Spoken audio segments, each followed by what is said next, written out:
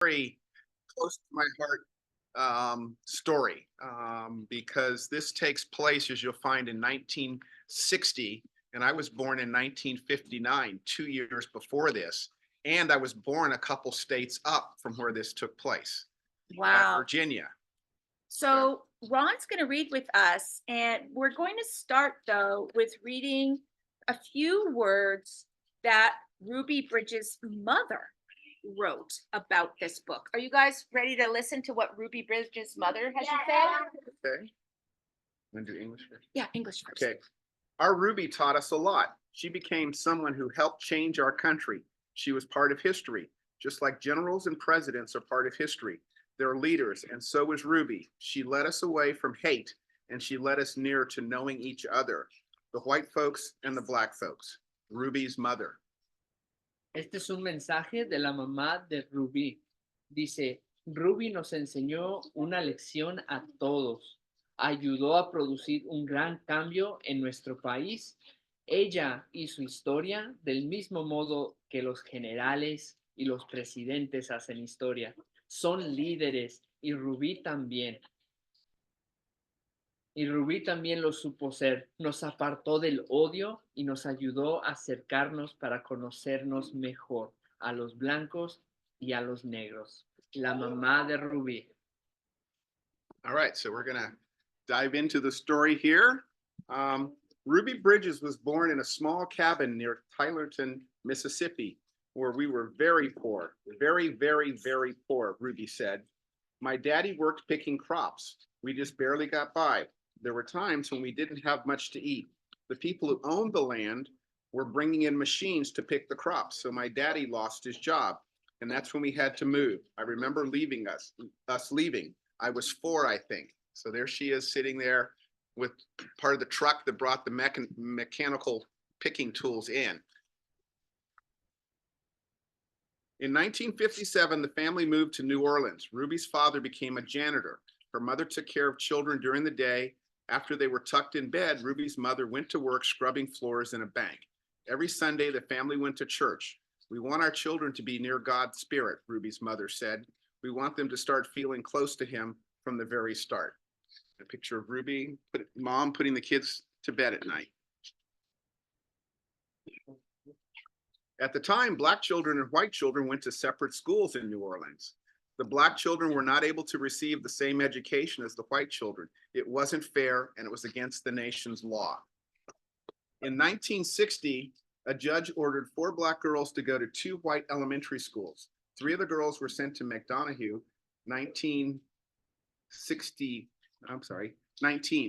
6-year-old Ruby Bridges was sent to the 1st grade school in William Frantz Elementary School. So there's the judge making the order, telling the schools they have to take Ruby in. Ruby's parents were proud that their daughter had been chosen to take part in an important event in American history.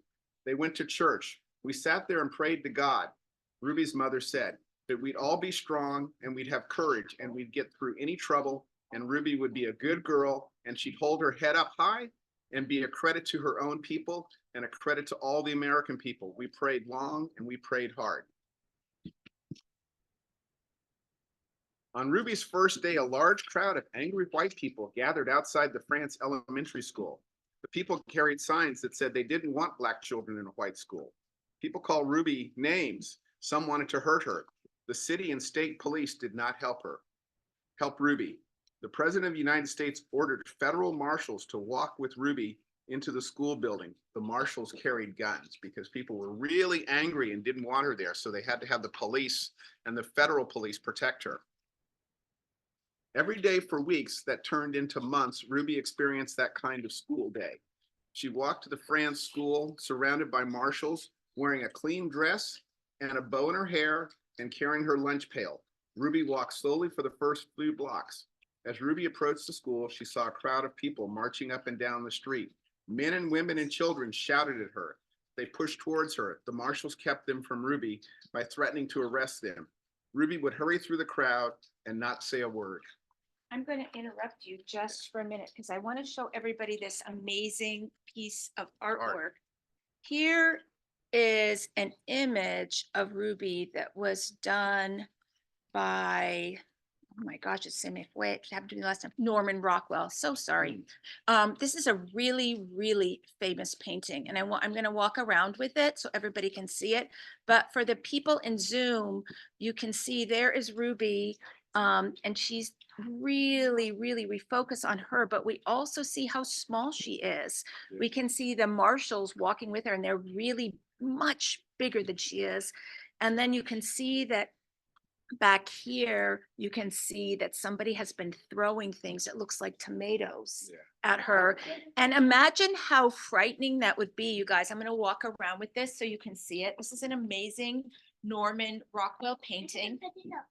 Looks like a tomato. And this really happened. This is an amazing painting. No, yours, come on in. We're just looking at a painting right now. This is an amazing painting that tells the truth. You can. Oh, that's his signature, Norman Rockwell. This tells the truth about, that's a tomato, because when she was walking to school, and this was for a whole year, people were screaming and yelling and spitting and throwing things at her. And look at her. She's just a beautiful little girl. All she wants to do is go to school. And learn and get an education. No harm. And it don't harm at all.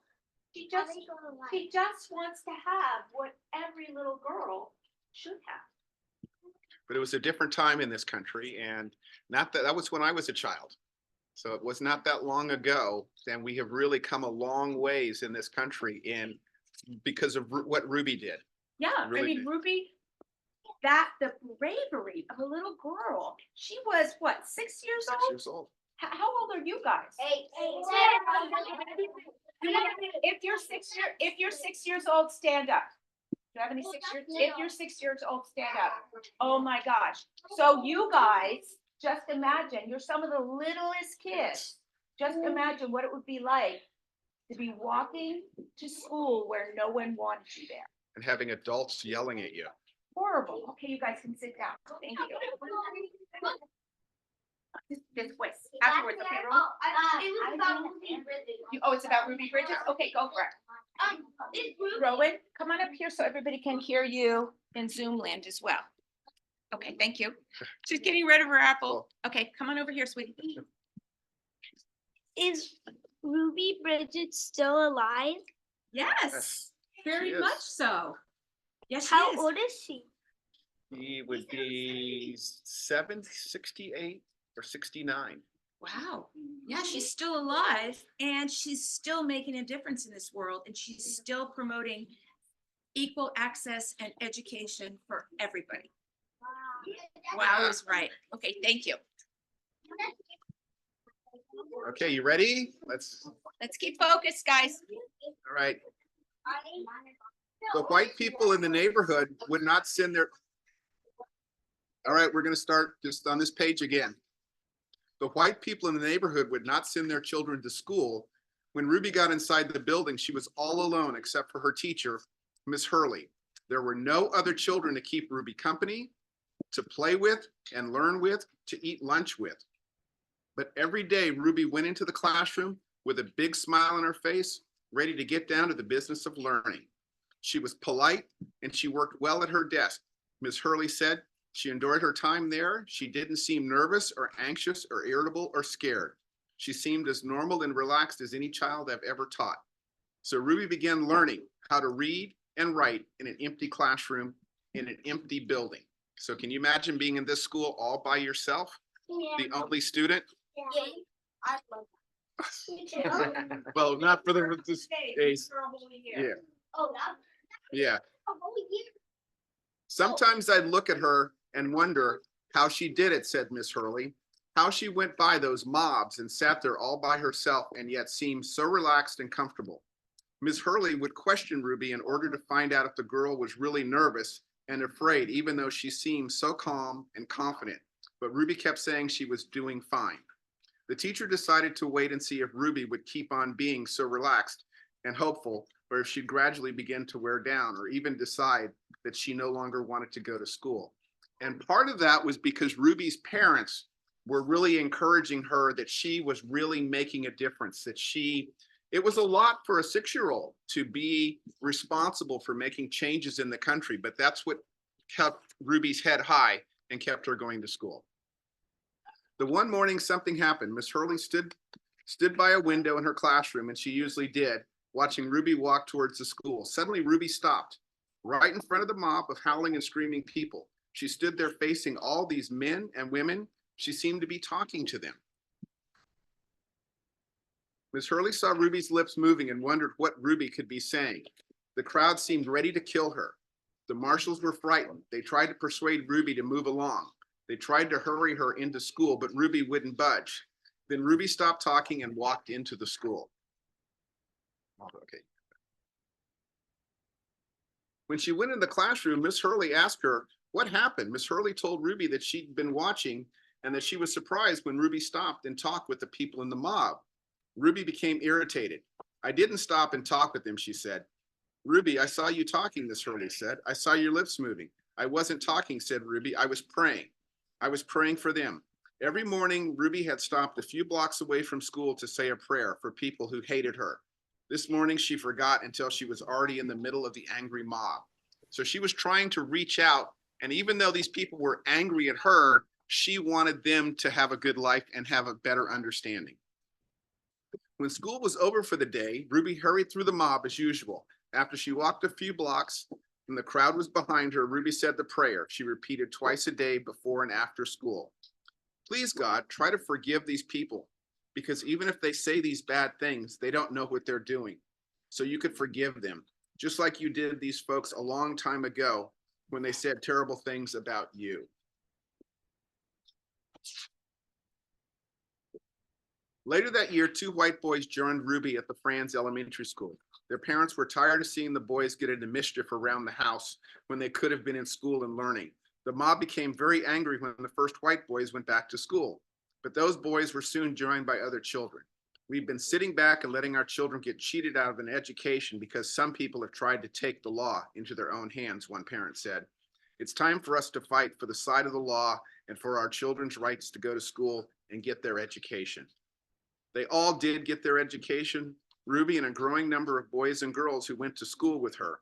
By the time Ruby was in the 2nd grade, the mob had given up their struggle to scare Ruby and defeated the federal judge's order that New Orleans schools be desegregated so that children of all races might be in the same classroom. Year after year, Ruby went to Franz School. She graduated from it and then went on to graduate from high school. Ruby Bridges is married to a building contractor and has 4 sons who attend school with the New Orleans public school system. Now successful businesswoman, she has created the Ruby Bridges Education Foundation for the purpose of increasing parental involvement in school. For further information about the foundation, write the following address. And then the author who wrote the book is Dr. Robert Cole, is a child psychiatrist who has worked with young people in various parts of America. He is a Pulitzer Prize winning author.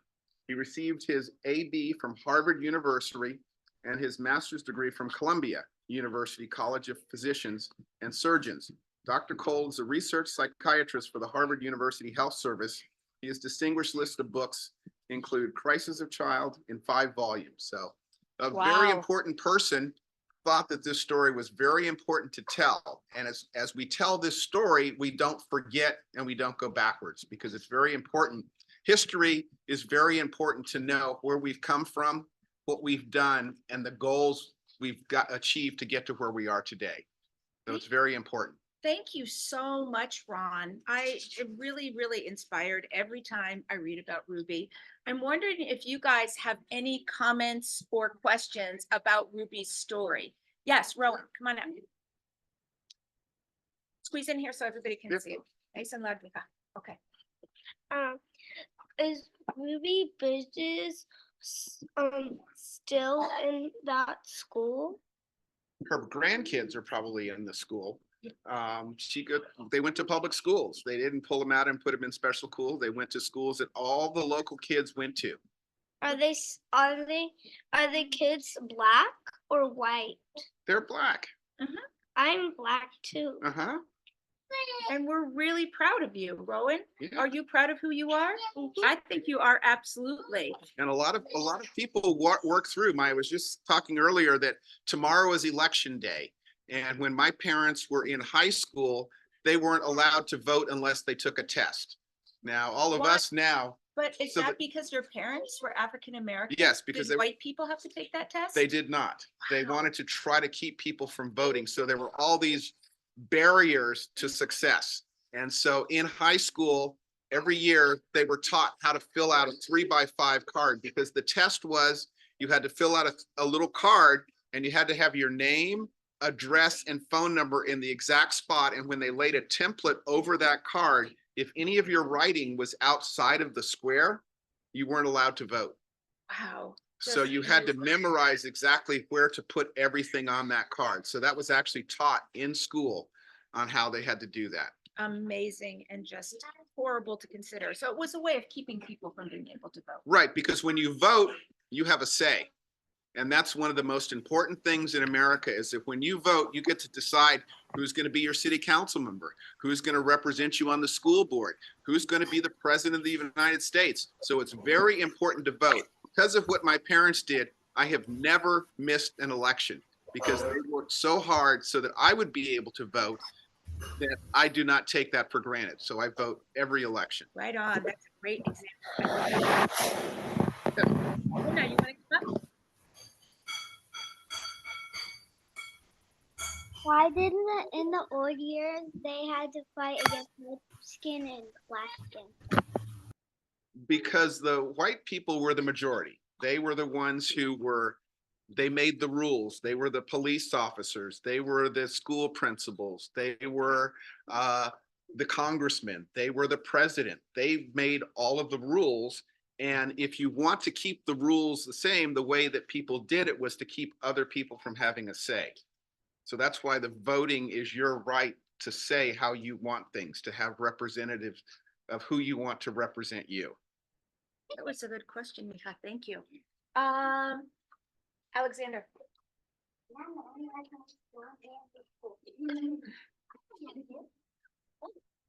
Mija, What school does Ruby go to? what school did she go to? Yeah. The William To France. Franz, the William Franz School, or France. Is it France or France? France France. School. That's such a good question. Anybody else have a comment? Elizabeth? Yes, Miss comment? Greta, Yes. Miss Greta, we have Daniela has a question from the online world. Oh, let's hear Daniela's question. See, Mija. That's Unmute yourself, Daniela. Loud, honey. Why did she pray every time? He was praying because if throughout history, praying helped people from feeling alone. When things were difficult, it was always nice to know that there was somebody above, there was always something better looking out for you. And it gave people a sense of belonging to something, no matter how bad things were. If you did the right thing, you were rewarded. That's such a great answer. Thank you so much. Elizabeth, what was your question?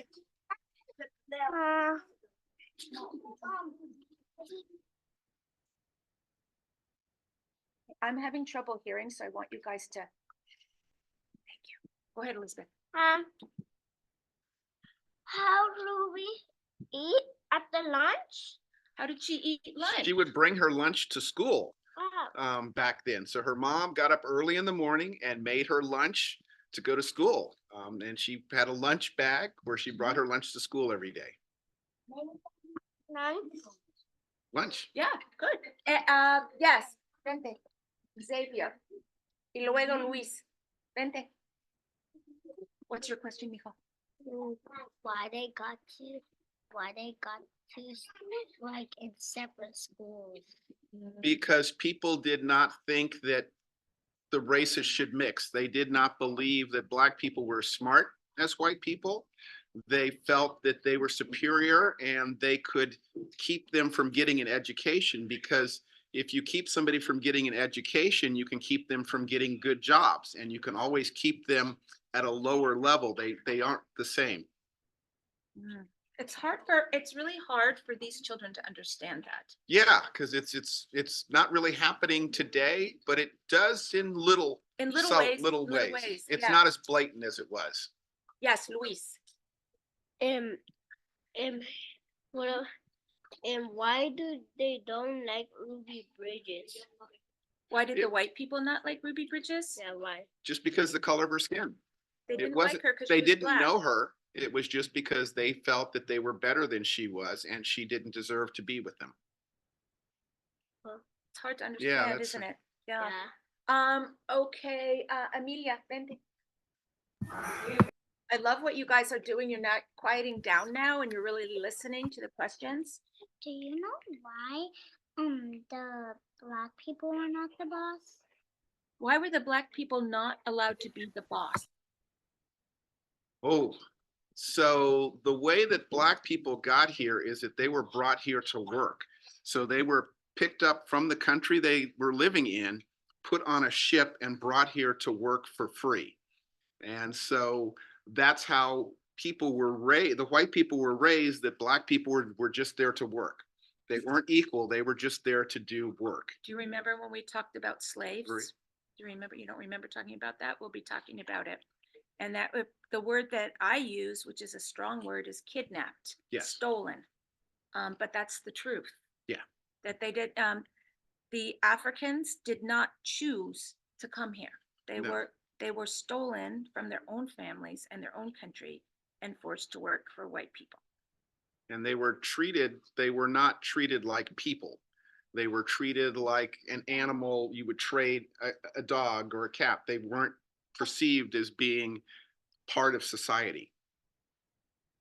Yeah. So They couldn't do whatever they want. No, No. they couldn't. Liam.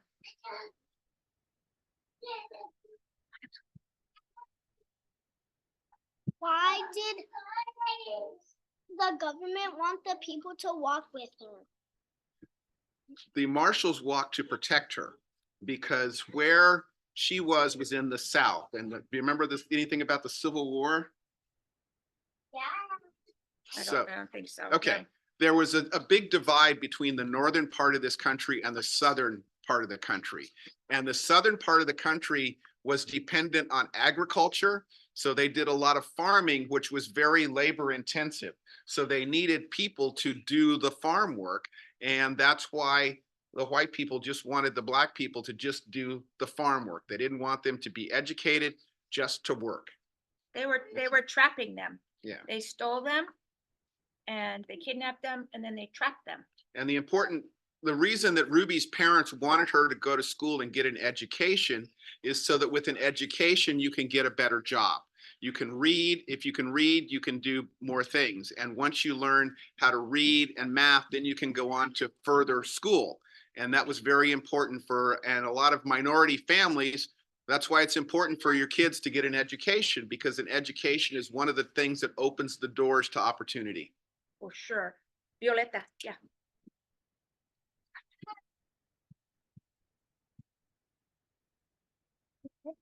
Why did they be mean to her? You know, a lot of it was taught. A lot of people didn't know why they were mean. They just knew that their parents told them to be mean, because kids are born, you like everybody, but it's the parents who taught the kids to be mean to the other people. I can see that our children are really grappling with this and Yeah, really not so- understanding how people could treat each other in this way. It's a tough thing. I mean, some people have treated humans, each other pretty poorly. And that's why it's really important to learn the rules, to go to school, to be kind to each other, so that we don't go back to that time when people didn't treat each other with respect and dignity. Penelope, and then we'll finish up with Rowan again.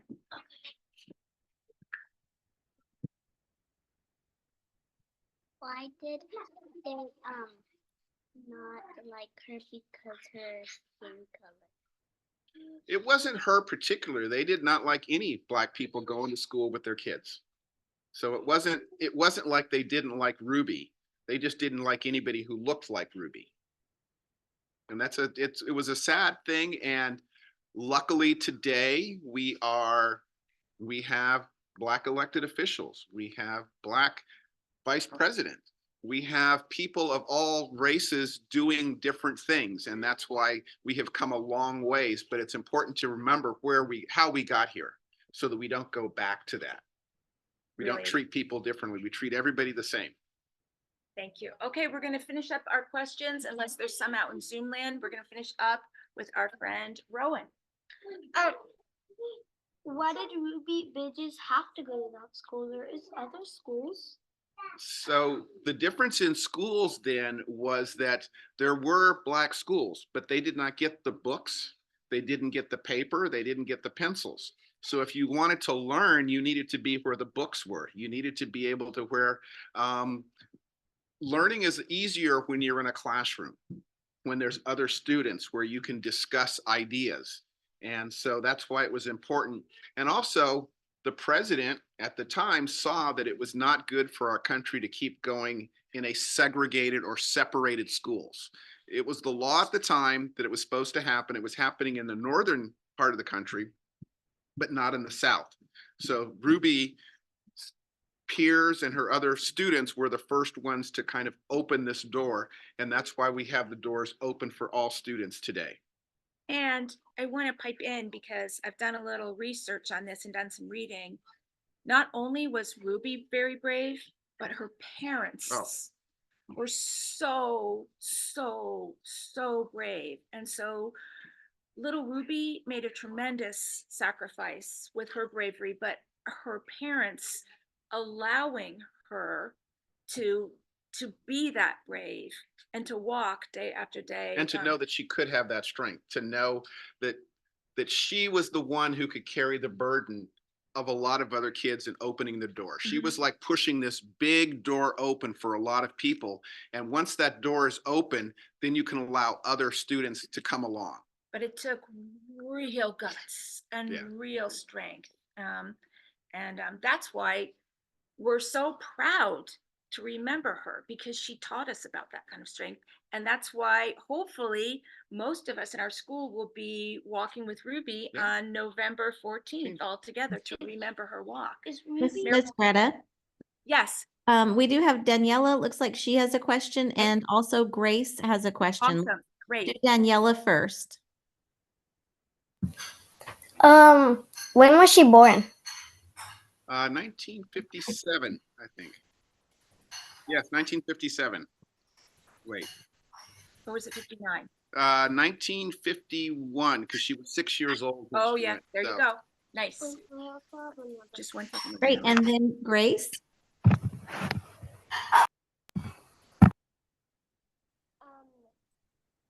Why did the white people not let Ruby Bridges, be in that school? Would white people like Wait a Ruby? What?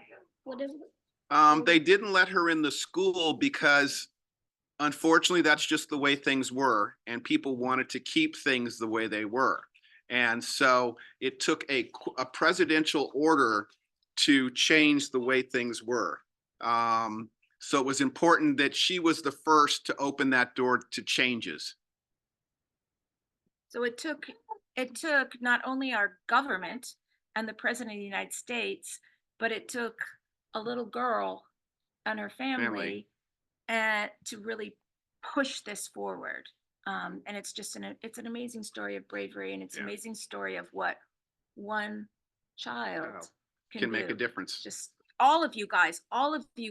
You never all know of who you. is going to be the one who makes a difference in this world. And you don't know how you're going to make a difference. Right. It may be something really, really small, and maybe a small kindness that changes things. I mean, I never knew when I was younger that I would be on the city council actually wanting to work for my community and make a change. I mean, it came to me when I was later in life. I had no idea when I was younger, but it's really rewarding now to be able to work with my community, to listen to people, and to represent you. How wonderful. Anybody else out there have a question or comment? I see Marigold has one, and you need one too. Can Marigold pipe in? Okay. First. When was this book published? Ooh, It was, that's a good question. let's see here. I'm gonna say that looking at the illustrations of the 80s. What do you think? 80s or 90s? Yeah, That would be my guess, looking at the illustrations. Yeah, it doesn't say. Why did you ask that question, Marigold? I'm curious. 1995. Okay, you got the. 1995. Why did you ask that question? Because I'm really interested in this book. Nice. So the story of Ruby Bridges has been around since it happened. There have been lots of books written, and this particular book on this story with these illustrations was written in 1995. But her story has been told since it happened. Mhm. For many, many years. Rowan, did you want to finish up? Do you have one more question? Thanks, Marigold. And then we've got to let Mr. Edwards go because he's got a city council meeting to get to. Does this book have like real stuff? It's all real stuff. Yeah, this is It's a really what happened. biography. This Ruby Bridges was and is real. Yeah, and her is the same thing like her kids, like are they surrounded by white people like in that school? The No. same? No, that does not happen in the same way. Mr. Edwards pointed out that racism still exists. But it's just not as blatant and Mhm. it's not tolerated by not tolerated by the government. The problem with this was the government and the people in charge were making it happen. And so it is really, we've come a long way when the government is not putting one group of Mhm. people down. And here we are sitting in our own free time. Nobody's forcing us to be here. Right. Mr. Edwards was invited, you guys were invited, and we're all learning together. Because we're a community. And we can ask questions because it's important to learn, because I hope that I can bring my experience to something that you have never experienced in your life. And hopefully you never will. And Absolutely. That's the hope of adults, is that that you guys have a much better life than we had. Well, how about a nice big applause? Everybody come up here. I would like all of you guys to shake Mr.